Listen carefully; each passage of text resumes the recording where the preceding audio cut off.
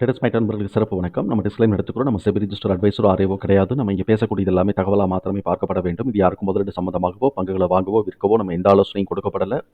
எல்லா தொழிலையும் ரிஸ்க் இருக்கும். ரிஸ்க்கை புரிஞ்சுட்டு எச்சரிக்கையோட தொழில் செய்யும்போது எல்லாமே நல்லா இருக்கும். நம்மள ஆதரிக்கிற அனைத்து நல்ல உள்ளங்களுக்கும் நன்றி. வளமுடன் வாழ்க.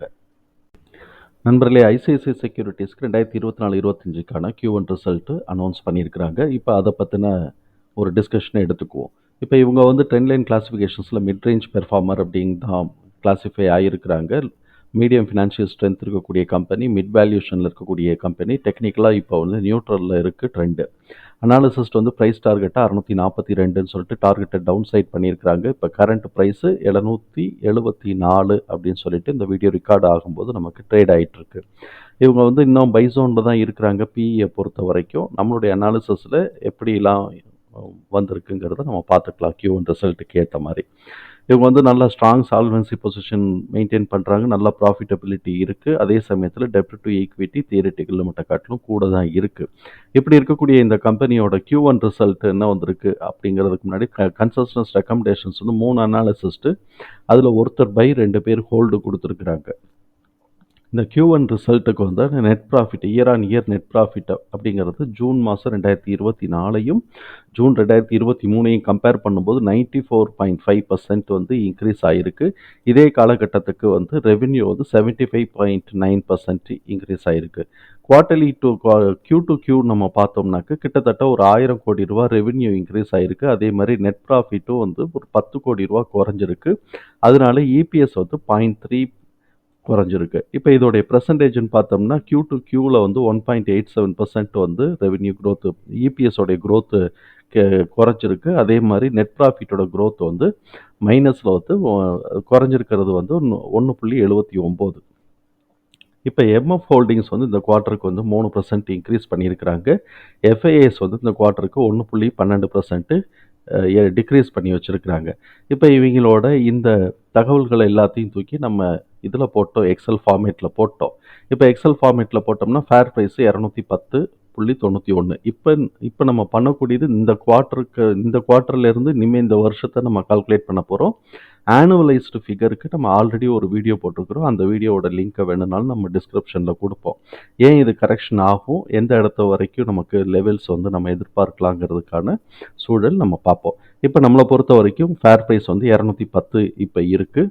அதே சமயத்தில் பேஸ் ப்ரைஸ் வந்து பார்த்தோம்னா 316.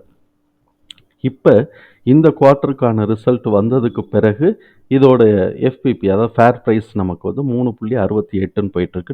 நம்ம எப்போதுமே 2.5க்கு மேலே போச்சு அப்படின்னு சொன்னாலே ஓவராக தான் நம்ம இருக்குன்னு சொல்லுவோம். அப்போ அது கரெக்ஷன் ரீசெட் ஆகணும். அதுக்கு ஈக்குவலாக நம்ம இந்த சைடு பார்த்தோம்னாக்க பிஇ வந்து 47. ஆக்சுவலாக இதோட பிஇ வந்து 13 தான் இருக்கும். ஆனால் இந்த குவார்ட்டருடைய ரிசல்ட்டுக்கு நம்ம பிஇக்கு கன்வெர்ட் பண்ணும்போது 47.65 வருது. எஸ்டிமேட்டட் பிஇக்கு 19 இருக்குது. அப்போ ஃப்யூச்சரில் இது எஸ்டிமேஷனுக்கு உண்டான பைசாவுக்கு உண்டான அந்த இதுக்கு உண்டான இபிஎஸ்க்கு உண்டானதுக்கு வந்து க்ரோத் பொட்டன்ஷியல் இருக்குது. ஆனால் கரண்ட் பிஇ இப்போ இருக்கக்கூடிய கண்டிஷனில் வந்து இந்த குவார்ட்டருடைய ரிசல்ட்டை பேஸ் பண்ணி வரும்போது இது 47 இருக்கிறதுனால இது அட்ஜஸ்ட் ஆகிறதுக்கான வாய்ப்புகள் இருக்குது. அப்படி அட்ஜஸ்ட் ஆகுதுன்னா எந்தெந்த இடத்துலலாம் அட்ஜஸ்ட் ஆகும் அப்படிங்கிறத நம்ம பார்ப்போம். இந்த தடவை நம்மளுடைய ரேஞ்ச், இந்த குவார்ட்டருக்கான ரேஞ்ச் அப்படின்னு சொல்லி எடுத்தோம்னா 456லேருந்து 650 எக்ஸ்டெண்ட் பண்ணுச்சுன்னா 722, இந்த ரேஞ்சில் தான் இது வந்து மேக்ஸிமம் மினிமமாக இருக்கும். இப்போ இந்த தகவலை தூக்கி நம்ம சார்ட்டில் போடுறோம்.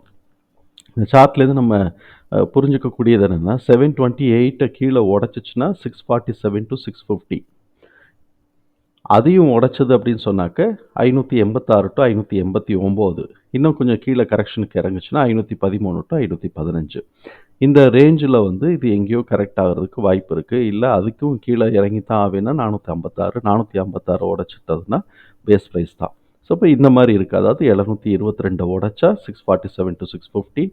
அதுக்கு கீழே ரெண்டாவது லேயர்னு பார்த்தோம்னாக்க லெவல்னு பார்த்தோம்னா 586 to 589. மூணாவது லெவல்னு பார்த்தோம்னா 513 to 515. இதெல்லாம் டார்கெட் கிடையாது, லெவல்ஸ். இந்த லெவல் வரைக்கும் கரெக்ஷன் ஆகிறதுக்கான பாசிபிலிட்டிஸ் இருக்குது. சரி, இப்போ இதோடைய ஆனுவல் பொட்டன்ஷியல் அப்படிங்கிறது நம்மளை பொறுத்த வரைக்கும் நம்மளுடைய லேமேன் கால்குலேஷனில் வந்து 1026 நம்ம ஆல்ரெடி நம்ம ஆனுவலைஸ்டுன்னு நம்ம போட்டிருப்போம். 900 அந்த ரேஞ்சிலலாம் போட்டிருப்போம். நம்ம அது வந்து அந்த வீடியோ பார்த்துட்டு மார்க் பண்ணிக்கலாம்.